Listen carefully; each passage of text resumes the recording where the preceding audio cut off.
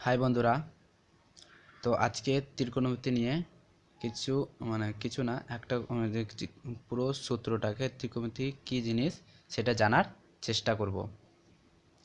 তো ত্রিকোণমিতি জানার আগে আমাকে এই চিত্রটাকে জানতে হবে, আর এই চিত্র জানতে হবে, আর সাইন কস ট্যান এগুলো সম্বন্ধে আমাকে জানতে হবে। তো ট্যান, সাইন, কস, সেক, তো এগুলোর মান কিভাবে বের করব প্রথমে দেখে নিই। তো ট্যান থিটার মান কীভাবে বের করবো? এখানে তো দেওয়া আছে 3/4। তো কোথায় বসাবো? লম্ব, ভূমি, অতিভুজ সেটা আমি জানি না। তো এটা কি লম্ব, এল লম্বায়, সেই জন্য এটাকে লম্ব বলছে। বি ভূমি, সেই জন্য এটাকে ভূমি বলছে।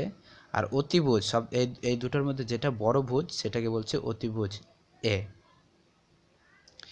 তো আগে অতিভুজ বের করার সূত্র আমি বলে দিচ্ছি। অতিভুজ কিভাবে বের করব? তাহলে অতিভুজ এই বড় ভুজটা বের করতে গেলে আমার প্রয়োজন কি? এই বাহুটা আর এই বাহুটা প্রয়োজন। তাহলে অতিভুজ সমান কী হয়ে যাবে? এই বাহুটা প্লাস এই বাহুটা বর্গের স্কোয়ার, তাহলে এল স্কোয়ার প্লাস বি স্কোয়ার।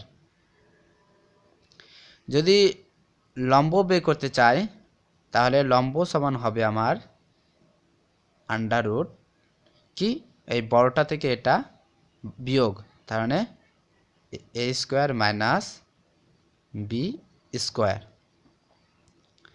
তারপরে বি ভূমি যদি বের করতে চাই, ভূমি সমান কি হবে?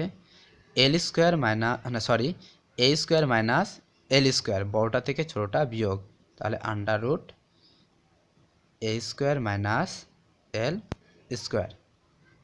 তাহলে কি আমরা এটা বুঝতে পেরে গেলাম যে অতিভুজ কিভাবে বের করব, লম্ব কিভাবে বের করব, ভূমি কিভাবে বের করব।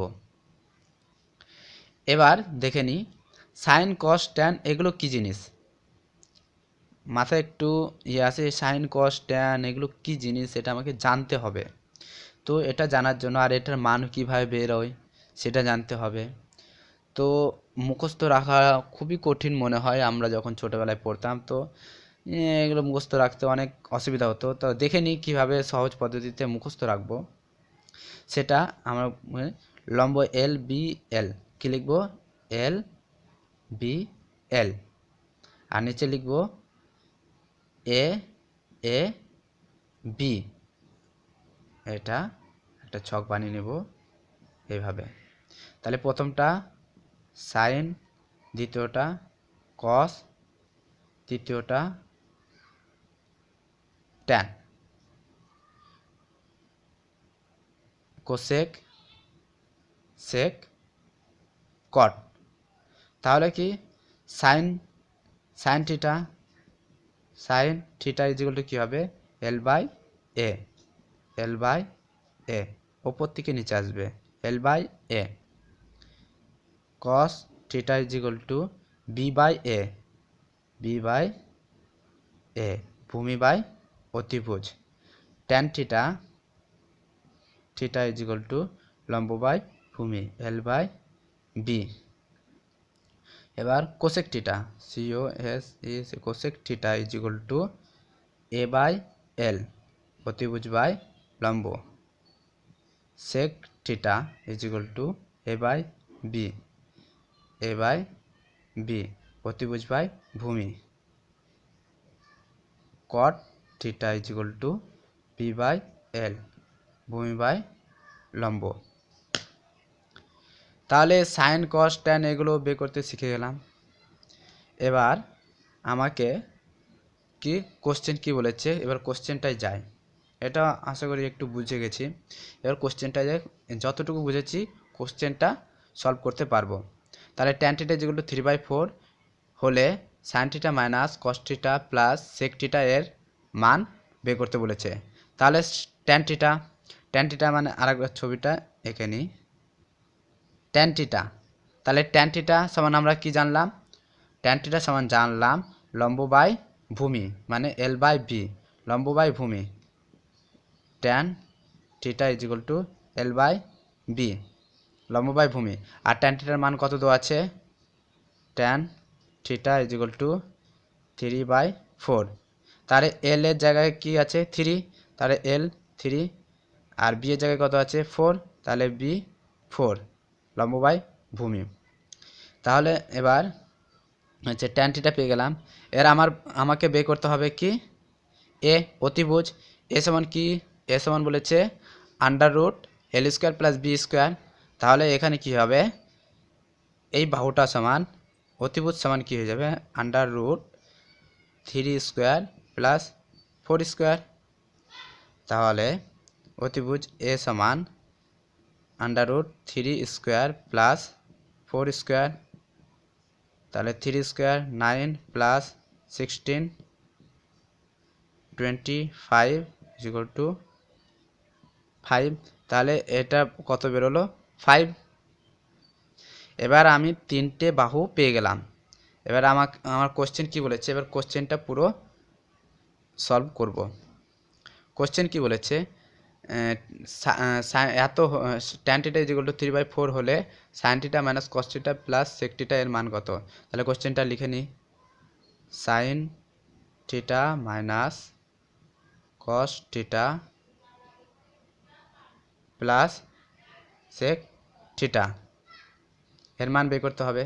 তাহলে সাইন থিটা আমি পেয়ে গেছি L by A, L by A 3/4, sorry L by A 3/5, আর কস থিটা কি বলেছে বি বাই এ, তাহলে মাইনাস আছে minus cos theta B by A, B এখানে কত আছে 4/a 5 plus sec theta A by B, A 5 B ভূমি 4। তাহলে এর এলসিএম হবে 5। তাহলে 3 মাইনাস 4 প্লাস 5/4, তাহলে এটা হচ্ছে -1/5 প্লাস 5/4।